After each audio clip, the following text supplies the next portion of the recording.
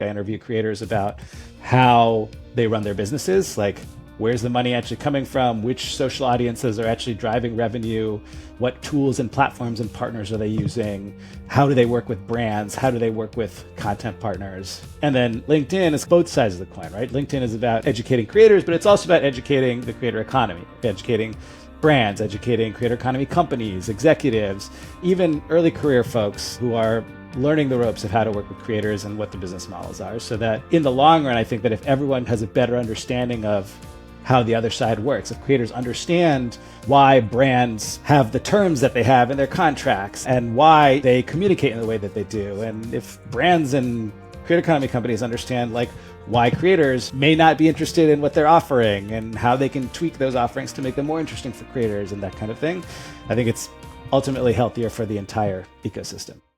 Explore the minds and marketing strategies behind today's winning brands and businesses. Tap into the power of the creator economy with Earned by CreatorIQ. Here's Conor Begley. Welcome to Earned. So I've got Avi on the show today. Quickly on Avi. Avi's the founder and writer of Creator Logic, the newsletter, previously head of creators at Patreon, previously helping manage talent at William Morris Endeavor, so more of like a talent agent, as well as a bunch of stuff in between that's fascinating. And part of the reason I wanted to have Avi on is, one, love the stuff that he does. Two, is growing really fast, right? So he started publishing primarily on LinkedIn, but across channels, like you heard us kind of chatting about. More than doubled that following year date, up to about 15,000 so far, following him on LinkedIn. And then started a newsletter as well, which I haven't started, but I'm fascinated with the concept of doing.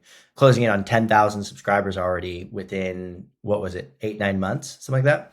Thanks so much for taking the time, Avi. I'm excited for our chat today. Yeah, Conor, thanks for having me. I'd love to start with what made you get into this in the first place, as well as if you could give just a really quick story on your background, who you are, because I do think that provides a lot of context to all the discussions that we'll have. Sure. I'll give a quick background. I've spent 15 years or so in the creator economy before it was called the creator economy. And I've sat at every seat around the proverbial table over that time. So as you mentioned, was one of the first talent agents in the space back even before the Vine days when YouTube AdSense was invite only, signing YouTubers, trying to figure out how to make them money back when they didn't make money. And so established a lot of the models that we now take for granted, right? Like YouTuber book deals and putting them on tour and putting together movies with them and that kind of thing. And since then, I've been an influencer marketer. I've been a producer. I've built a production company. I've founded companies. Most of those didn't go that well. The current one is doing okay. And most recently led the creator partnerships team at Patreon. And like the kind of through line there generally is that I'm working with creators and trying to help them make money. Now, as an influencer marketer, obviously my first priority is trying to drive results for whatever company I'm working with. Likewise on the creator partnership side. But a lot of these companies like Patreon or Wheelhouse, where I built their production business, like their mission was to help creators make more money and grow their businesses and be the infrastructure for that. And the other through line or direction that my career has taken is that I started out working with the biggest creators in the world, right? So like, I used to represent the number 2 YouTuber in the world, this guy Herman out of Latin America, right? And like some of the biggest Viners back in the day and some of the biggest YouTubers and blah, blah, blah. And like over time, it's kind of flipped. Of course, most recently Patreon, their mission is to really allow creators who can't make money elsewhere to make money on the platform. I'm sure Jack would argue with that being the mission, but like that is ultimately what Patreon is. A lot of people have found a way to make a living on Patreon where they couldn't elsewhere. And so now leaving Patreon and thinking, what do I want to do? I think one of the most interesting things that I feel like I've learned through experience and through observation and through talking to creators is that the creator economy is so vast and diverse. We tend to talk about categories. We tend to put people and groups and whatever into buckets, right? Like gaming creators and beauty creators and comedy creators, right? But like the reality is you could talk to 5 gaming creators, all of whom play the same game, let's say Minecraft, and they'll all make money in completely different ways. One of them might be almost entirely AdSense on YouTube. Another one might actually not really have a presence on YouTube, maybe on Twitch. Another one may be on neither, have a TikTok channel and may make money by selling merchandise. Like there's so many different ways that creators can make money. And we read a lot of headlines about only 4% of creators are making over 100K and blah, blah, blah. I want to change that. I want to help more creators make money, because I have been on the vanguard of a lot of these business models. And now we're seeing the diversity of ways creators are finding to make money. And I think helping creators understand all of the options in front of them and how other creators are doing it and how they could do it, to me, that's like a worthwhile mission and a worthwhile way to spend my time. So that's kind of the inspiration for Creator Logic. I interview creators about how they run their businesses, like where's the money actually coming from, which social audiences are actually driving revenue, what tools and platforms and partners are they using, how do they work with brands, how do they work with content partners. And then LinkedIn is both sides of the coin, right? LinkedIn is about educating creators, but it's also about educating the creator economy, educating brands, educating creator economy companies, executives, even early career folks who are learning the ropes of how to work with creators and what the business models are. So that in the long run, I think that if everyone has a better understanding of how the other side works, if creators understand why brands have the terms that they have in their contracts and why they communicate in the way that they do, and if brands and creator economy companies understand like why creators may not be interested in what they're offering and how they can tweak those offerings to make them more interesting for creators and that kind of thing, I think it's ultimately healthier for the entire ecosystem. So that's where I come from and why I'm doing what I'm doing. I don't know, I keep seeing mixed stats on Twitter. I'm on Twitter. I even pay for Blue, but only because like there's a distribution advantage, and I don't actually engage on Twitter. I have a VA that I pay to just repost. She like basically takes my LinkedIn posts, turns them into threads, and posts them. So is there value in that? I don't know. I think it's a slow uptake right now, but from what I've seen of other creators, like syndicating written content to other platforms does work. And it's kind of like shots on goal, right? So, you know, if I'm posting 2-3 times a week on Instagram, on Twitter, then hopefully over the next year, within a year, that's what, 52 weeks, 3 pieces of content. It's 150 shots on goal to like try to get something picked up. And that's like how you grow, right? It's just about consistency and more shots. Totally. Yeah, I feel like with Twitter, it's something where I really focused on Twitter for like a few months when I first started doing the LinkedIn stuff in February. And it was unique. It was different. One, I think engaging with other people is quite critical because then they engage with you, right? They want to engage with you. I think of the moment content, like content that's hot right now, like Twitter's about like what's happening right now. So seeing something, hopping on that, providing unique data, perspective, et cetera, worked really well for me.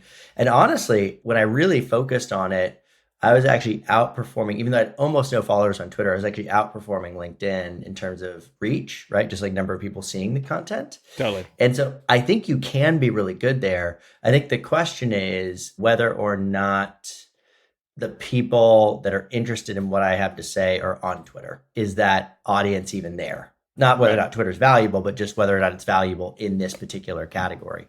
That's always the question, right? Like, I'm never going to be like a Twitter power user. I just have never really liked the platform and now like it even less. But I'll leave it at that. But I think where I might invest next is video. I'm not an editor. I don't have a ton of time to like learn how to make good TikToks and that kind of thing. So I will probably need to find a company to help make that happen. Like in an ideal world, I can pay a company so I can show up once every other week, shoot a bunch of content. They do the editing and the posting and whatever. And like, I've already got hundreds of essays, many of which are somewhat timeless, evergreen, if you will, that could turn into those kinds of posts. So I think that's probably the next thing. Like, I need a megaphone. I only have limited bandwidth for engagement, so I'm only going to spend it on the places where I actually enjoy doing it. So that's LinkedIn. And I'm actually starting to invest a little bit into Reddit because I like Reddit. Oh. Even though Reddit and Twitter sometimes have the same problems, I find that Reddit is much more of a community in that, like, yeah, there's trolls and people who frankly suck, but like, a lot of people there are there because they're looking for help and they want to give help and they're looking for advice and they want to give advice. And like, it's a two-way conversation there's good faith in a lot of it. And so what I'm starting to do is trying to show up in like all the creator subreddits and jump in where I think I can add value and give advice based on my long experience working with creators and helping them make money. And I've just started doing that this past week. So obviously, like, got to build karma and I've got to build credibility and blah, blah, blah, blah, blah. But like, I've been on Reddit for many years with like my secret account. And so I want to now be public there and like be creating value for creators. And the hope is in doing that, that then drives them to the newsletter, to LinkedIn, blah, blah, blah. Yeah, 100%. It's funny, again, because my audience is not creators, right? It's more the brands that are working with creators. And they may be on Reddit, but I wouldn't imagine there's going to be like subreddits I dedicated would to be that. surprised. Yeah. Yeah. So that makes a ton of sense. I think what's interesting for me, right? And part of the way that I found you was one of those creator breakdowns that you're talking about, where you really broke down the business of a creator in a way that nobody else is doing. And so to your point, I'm not a creator, or well, I guess I am a little bit, but like I'm not trying to monetize in that way. That was fascinating to me. I'd be curious, having already been in the space for a really long time, going into this, what did you learn after having done these interviews that you didn't understand when you first started? Like, so prior to doing Creator Logic, what do you think have been some of the things that you have confirmed? Like, yep, 100%, this is really important on the creator side of things, or this is something I didn't understand prior to having had all these really cool conversations? I think one of the biggest things probably is that even within specific business models, there is huge variation in offering and complexity and pricing. So I'll give you an example, like Patreon membership. It's the original membership platform. And, if you look at Patreon's best practices, like 3 tiers, 5, 10, 20, or $25, offer exclusive content, offer community. And that's what almost all creators on Patreon are offering, right? It's like in that sort of price range. Look at like Kajabi or Circle or some of these other platforms, right? Patreon's creator, prototypical creator, is an artist. You look at their homepage, it says creativity powered by membership, very Yep. artist. You look at Kajabi's membership page, it's like increase your revenue. That's speaking to a very different consumer. That's speaking to business creators. And if you look at like the membership offerings that a lot of people that use these platforms, Circle and Kajabi and whatever, are offering, I mean, those memberships are like $1,000 a year. It's like $150 a month or more, right? Jay Klaus, $2,500 a year for his membership. I'm in a Asian American creator membership group, and that's $1,000 a year. That's a very different price point, a very different offering than what Patreon's creators are offering. And the interesting thing for me is that like there was no discussion about those types of creators and those types of offerings at Patreon. That's not who they were thinking about or targeting. And I'm willing to bet that Kajabi is not really thinking about or targeting musicians and podcasters, maybe podcasters because there's a lot of variation there, but like artists. They're targeting business owners. And what I've learned kind of through a lot of these conversations, just like the sheer variety of thought processes, of sophistication, of mindset that then leads to an infinite variation of business model and offering. Well, I think what's really interesting about that, right, is not every creator is trying to directly monetize their audience the same way. It's like, I host a podcast. We don't sell any ads. We don't make any money via the podcast, but obviously it ends up being functionally an advertisement for the company. Or in your case, you're doing creating, right? You're creating great content. You're not really selling media. You might here and there, but that's ultimately it's a way to drive consultancy, way to drive new products you might want to launch, drive community, all these kinds of things. And that's the case for a lot of people, right? A lot of people, they're doing it for a variety of reasons. And it's because the cost of entry is so low, right? It's just like, do you have access to the internet and a phone? Okay, great. You can be a creator, right? Like that's all it takes. It is a worthwhile investment for a very wide variety of people. It's interesting that you say that. I think, first off, there's some controversy in the entire space around like who is a creator, what constitutes a creator. And depending on who you ask, you'll get a different definition. One of the definitions is like someone who makes content and makes money off of that content. Now, I would argue there's plenty of creators who are not monetizing. But the other thing is I have a thesis that the creator economy is colliding with the economy and eventually will become the economy. And that is largely powered by the intersection of creation and small business. And so there's a lot of creators that are making content, have huge audiences, tens of thousands, hundreds of thousands, even millions of followers. But to your point, they're not selling ads, doing sponsorships, selling merch or whatever. They're driving those people to a business. And that business may have nothing to do with content creation, right? Like one of the guys I interviewed for Creator Logic, Duke Alexander Moore, has a tax firm. Yep. He creates under the name Duke Loves Taxes. And he signs mostly creators and small business owners to his firm as clients. And like that is his business. Or a guy I follow on Instagram is a fishmonger, funky fishmonger on Instagram. He owns a fish market in New Jersey. Now, I don't live in New Jersey, so I can't buy from him, but I've made many of his recipes. I made one of his recipes last night. And, if I ever end up in New Jersey, you bet I'm going to go buy some fish from him. So there's many, many examples of this, right? I follow bartenders in London. And when I was in London a couple of weeks ago, I went to their bars and tried their specialty cocktails. And like that to me is as much part of the creator economy as like someone who is making content and selling sponsorships or running AdSense or selling merch or one of these many models. So I think that's the future of the creator economy. And I think largely a lot of the problems that like your full-time creators, the creators who are just making content and aren't necessarily driving to some other business, but are sort of making the content the business, a lot of those problems have been solved. Not all of them, but there's enough monetization platforms, there's enough awareness platforms, there's enough link in bio platforms, et cetera, et cetera, et cetera. Now, I think the new problems are like, how do we let people build bigger businesses or build different businesses and leverage content and leverage being creators? And like, how do we connect those dots? And to me, that's really interesting. Yeah, I think there are so many different opportunities to enable that process. I mean, it's funny, like I was looking at Riverside prior to this. It's like, their headcount's up almost 100% year over year for the last couple of years in a row. And it's like, who's using it? People like me. Like I'm not a traditional creator in the sense that you defined earlier. Yeah, I just saw an article. I can't remember what it was. It was this real estate agent who started just doing tours of like these multi-million-dollar homes in New York or wherever he's based. I think it was New York. And he's built a massive audience doing that. But ultimately, he makes all of his money off of real estate, right? Like that's how he actually generates income. So let's stick on that thread. Let's stick on this creator economy thread for a second, because I think that this time in the creator economy is very interesting, pretty wild, frankly. And you've been there at kind of the center of it, right? We had 2021, where there was just obscene amounts of venture capital flowing into the ecosystem.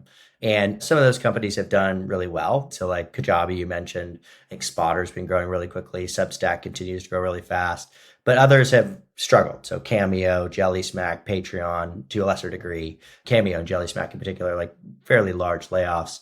I'd be curious, what do you see as the pattern across those companies that have been successful in this ecosystem, as well as those that haven't? Like, where have they gone wrong?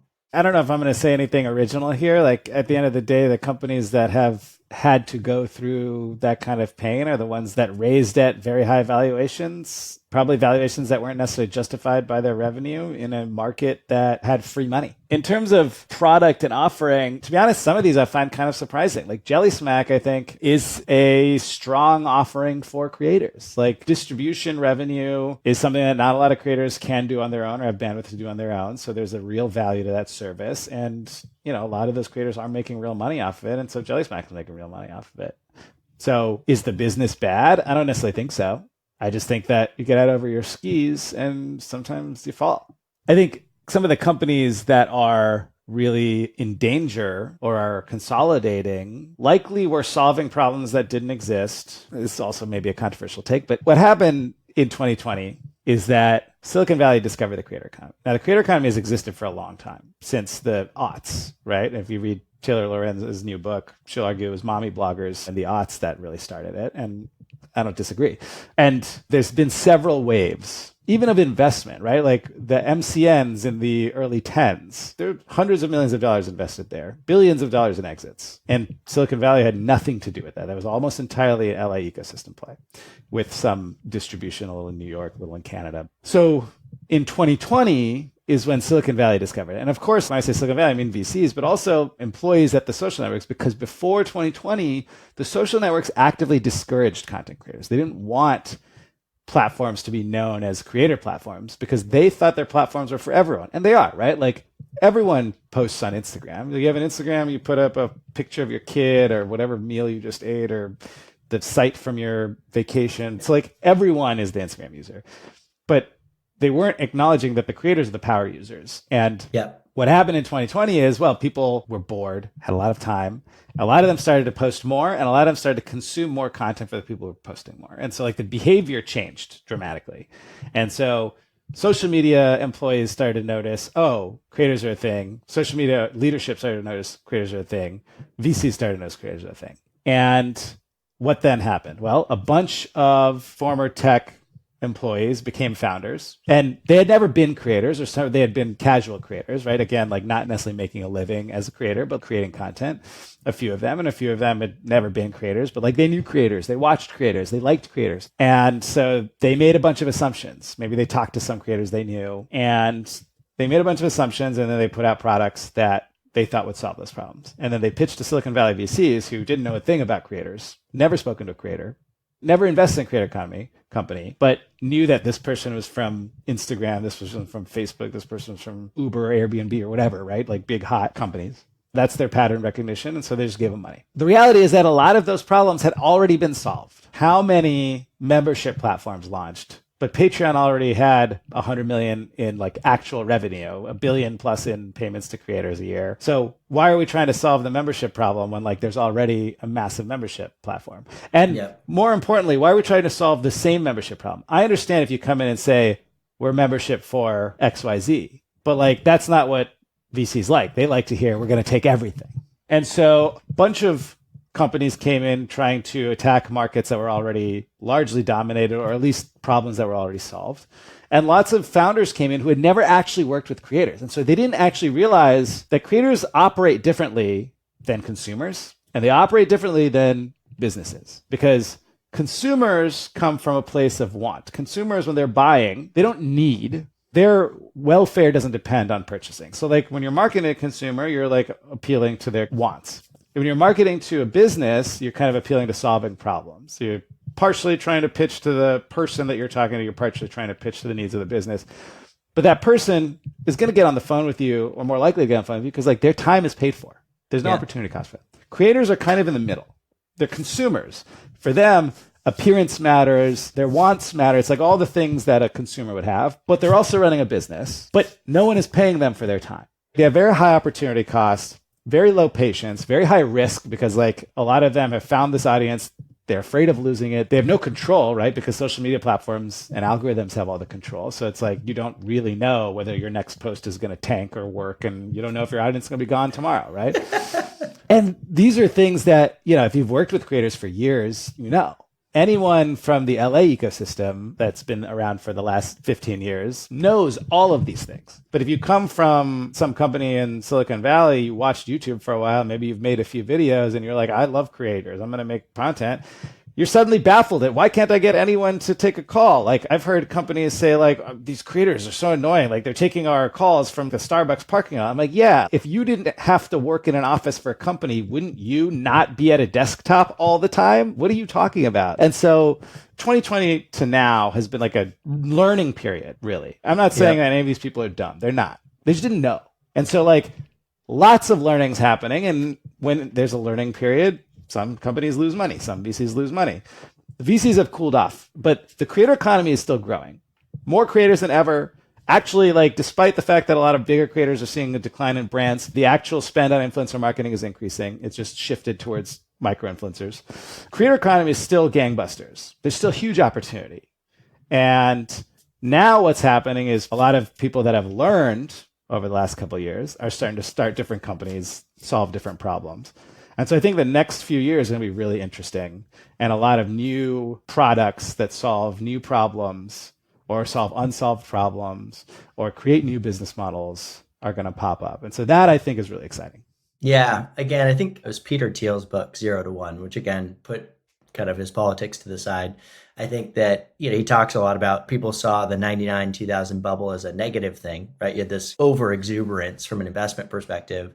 But like the companies that got birthed out of that were like Amazon, Google, just these enormously impactful companies. Like 90% of the companies failed, yes, but the ones that emerged turned out to be like a really big deal. And so I'd be curious to see kind of who of the Substack, Spotters, Kajabi, whatever these Patreons that have done really well coming out of this, what they ultimately turn into. The companies that also had layoffs, like Jelly Smack, I wouldn't write them off either, right? Like, I think that Jelly Smack, Amazon's had plenty of layoffs too. Right. Like at the end of the day, everyone's had layoffs. Patreon had layoffs. I was laid off from Patreon. So there's systemic change that's had to happen. because of systemic change in the market. At the end of the day, like I was hired to go get the biggest creators in the world and to deploy capital to do that. Once capital markets went down, it didn't make sense for me to be there anymore. I get that. The same thing has happened across a lot of these companies. And so you've seen like a shift towards product focus, a shift towards scalability, a shift away from more high touch, high cost operations. That's what happens at Jelly Smack. That's what happens at Patreon. There are companies and there are markets that are fundamentally challenged, right? Like Cameo, I don't know. There is a market for Cameo, but like, is it ever going to be as big as it was in 2020? I can't see the future. The stat I heard on Cameo, and again, I think this gets back to, are you delivering something of value, right? Like we used Cameo and it was great, but like the average customer purchased 1.1 Cameos. Meaning like 90% of customers didn't come back and buy again. And we didn't come back and buy again. Right? It was like, cool, it was a gimmick, we did it, but like kind of got over it afterwards. There's always going to be those types of products. Remember HQ Trivia, biggest company in the space for 2 or 3 years and then just disappeared, right? It's like, it was a fad. It was cool. They made a lot of money when they were cool. But like, I don't know that VC is the right model for the creator economy space in general. I fundamentally believe, right? VC is based on a winner take all model. It's like every market will end up having 1 or 2 companies, Uber and Lyft, Facebook and Google, Microsoft, right? Creator economy, to me, I think is going to end up being much more diversified. It's going to end up being much more fragmented. I think Patreon will be membership for artists and Kajabi will be membership for solopreneurs, entrepreneurs, and OnlyFans is membership for adult creators. And there's probably going to be others that are smaller and more, like there's going to be membership for athletes and membership for, I don't know, fitness people and membership for authors, because I don't think the same network effects apply to creator businesses as do to consumer businesses. Because an author doesn't care what a soccer player does. And a career coach doesn't care what a musician does. From a business perspective, from a revenue perspective, from a growth perspective, their tactics and strategies are going to be fundamentally different.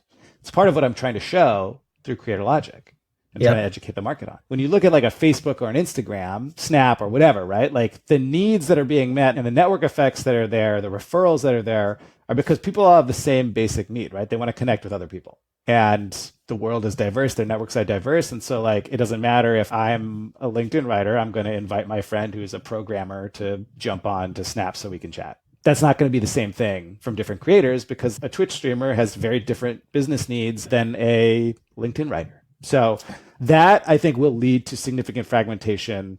And I think the market is going to become almost like shoes. The products are going to be different. There's going to be some level of convergence. Everything's going to have a lot of the same features, but there's going to be like some differentiation based on who the core user is. There's going to be major brand differentiation. Just like Hoka's and Nike are running shoes, but like Hoka's are for people that value extreme comfort and Nikes are for people that value extreme performance.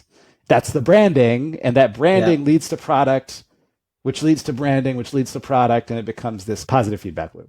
So that's where I see the creator economy going. Yeah, it's funny. The one area where I do think VC applies from a creator perspective in particular is like arguably the biggest creator economy companies in the world are Meta, YouTube, TikTok. Like it's about helping creators get distribution. How do I build an audience? Well, yes and no, right? Because if you ask the founders of those companies what their purpose is, none of them would use the term creator.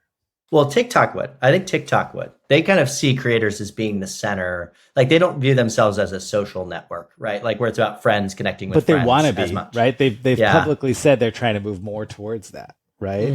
Okay. And so like, I think to the point that I was making, like you attack a bigger market when you attack all people, and you attack a less fragmented market when you attack all people.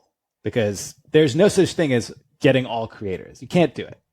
Yeah. Because even in the social networks, right? Even in the social networks, you can't do it, right? There's lots of people that have Facebook accounts but don't actually create on Facebook. Everybody has a Facebook account. Every internet connected person on the planet probably has a Facebook account. But like, how many of them are actually active? How many of them are actually creating content there? Yeah. And so like, even across social networks, it fragments for creators. Yeah. It's been fascinating to see how creators have started to take center stage at these social networks generally. Again, to your point, prior to 2020, earlier, It wasn't really something they emphasized. And I think what's probably bearing out in the data, and I remember seeing an article about it too, but which is like actually individuals are creating less, right? So it's like becoming like a smaller number of people commanding a larger percentage of the total conversation within these social networks generally. I don't have the data to support that, but I do think that it's an interesting narrative, which is watching these companies go, oh shit, this is actually a pretty big deal. I think YouTube realized it pretty early on, in which, where they actually split revenues with the YouTubers. I want to talk about you as a creator. So we've talked about creators, creator economy, that kind of stuff. But obviously you got involved in this and you're growing really quickly. And I think that there's both things that I want to learn there, and I think things that other people would want to learn. You talked a little about why, but I'd love to know like the how. So like, okay, day one, you just say, I'm going to start being a creator. What has worked for you in growing to 10,000? Because you didn't have like a company behind you supporting you. You didn't have some big audience you were leveraging, but you got to 10,000 subscribers on a newsletter in 6 to 9 months and 15,000 followers on LinkedIn. Talk me through what those tactics are and what's worked in growing your own audience.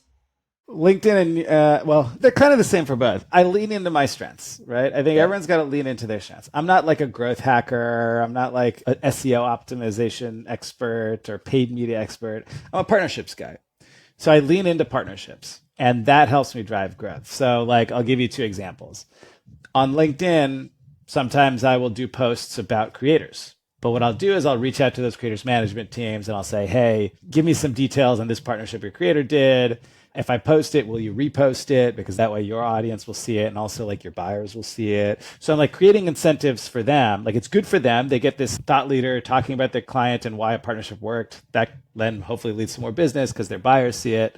Works for me because like they're engaging with it, they're sharing it, leads to more distribution, leads to new eyeballs, leads to new readers. That's an example of like a leaning into partnerships where like I have these relationships, people like what I'm writing, I can do it in a way that then leads to growth. Another one is on the newsletter side. A lot of my growth is that I have a team doing outreach to creators and pitching them on like, hey, Creator Logic is a community and a newsletter. And if you want to learn about how other creators are making money, you should subscribe. And like that is also a partnership with Influencers Club, where I've had this partnership with them. I create content for them. I have a referral deal with them. And they do the outbound for my newsletter, and that's helped it grow pretty quickly over the last few months. So I lean into my strengths. Partnerships are my strengths. I leverage my relationships. But I think depending on what people's skills are, they should do what they're good at. Like I'm not going to try to buy Facebook or LinkedIn ads because like I don't know the first thing about that, right? And the other thing I would say is you kind of have to be good. And yeah, I don't want to toot my own horn, but like I think that I write well, and like the feedback that I get from people is that I write well and I know the space. I'm writing about something I know very well. Yeah. And not only do I know it, I have insider insights and tons of personal stories. And so my kind of superpower is that I have been writing for a long time. My first job in college, I worked for Parker Conrad, his first startup, and he actually taught me how to write. Like his first startup was called Wiki Invest. It was a wiki, right? Remember when like wikis were kind of like the buzzy startup category? And so he hired a bunch of like Ivy League kids to seed content about companies that were in public markets. And so he hired me to write. I wasn't very good at it at first. He showed me how to make an argument, how to use data to support an argument. And then I went on to write for him for like 4 years.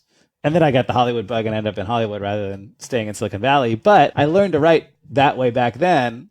And I'm putting that to use now. And so if you look at the writing that I do, I make arguments, I back everything up with data, and I think people find that valuable. But that's what works for me. And ironically, a lot of the stuff that works for, if you like buy Justin Welch's course or whatever, there's all these copywriting people and all selling like courses and templates and packets of structured templates for LinkedIn posts, blah, blah, blah. Like I try to do those, and they just don't work for me. People that read my content don't want me to do quippy things. They want like the deep structured analysis. So like everyone is different. Yeah. And through experimentation and by focusing on the quality of what I write, I think that has led to repeat readership. Yeah, I think the idea of that feedback loop is so powerful, right? In creating in general, which is like you put something out there, you see the response, you go, ooh, People don't like that as much. Okay. And you lean into the things that work. And also this idea of, I'm a big believer in this idea of like recurring content franchises, where it's like you get something that hits, lean in and really become known for that thing, and then strategically add new recurring content franchises that work well for you. I mean, that's exactly what I do. I have Mondays, I have motivation Mondays, but like they're really about the market. So my Monday posts are all macro creator economy posts that showcase like the opportunity of the market. People love those. And so I just keep doing it. Like I did a few of those. I analyzed my posts. I realized posts with big numbers, big market posts, explanations of the opportunity, like those perform well. So now every Monday I do that, right? Yeah. I try to do like creator related posts on Wednesdays. I try to do negotiation tactic posts on Thursdays, like blah, blah, blah, blah, blah. I love that. Well, appreciate you taking out all the time today. I'll do one kind of fun end of show question. So before we hit record, we were both lamenting our lack of sleep prior to this due to our children. How long into being a dad? 5 months. 5 months. So if you had any tips for new parents or soon to be new parents, what would be your tips? Oh, man. Having been 5 months in. It's funny. I would say the one big tip that both my wife and I agree on for soon to be parents is like, get a lactation consultant. Do it before you have the kid. Breastfeeding is hard. Everyone assumes it just magically happens. It does not. It's like one of the biggest causes of postpartum depression. It's one of the most challenging things. So like now, whenever we get invited to a baby shower or whatever, like we just give the same gift, like a pre-birth lactation consultant. I love that. Getting the consulting in the middle is super stressful, right? Because you're like, I don't want this child to die. Like I need to give them food. And if it's not working, like that is... There's very little that is more stressful than that. Yeah. So like, I think get a lactation consultant ahead of time. It is the best investment you can make, I think. Well, Avi, congrats again on all the success. Super impressive to watch from the outside. And I think that people are learning a lot from what you're doing. And it's really cool to see you building this business from my perspective. So congrats again, and really appreciate you chatting today with us. Awesome. Thanks for having me. This was great.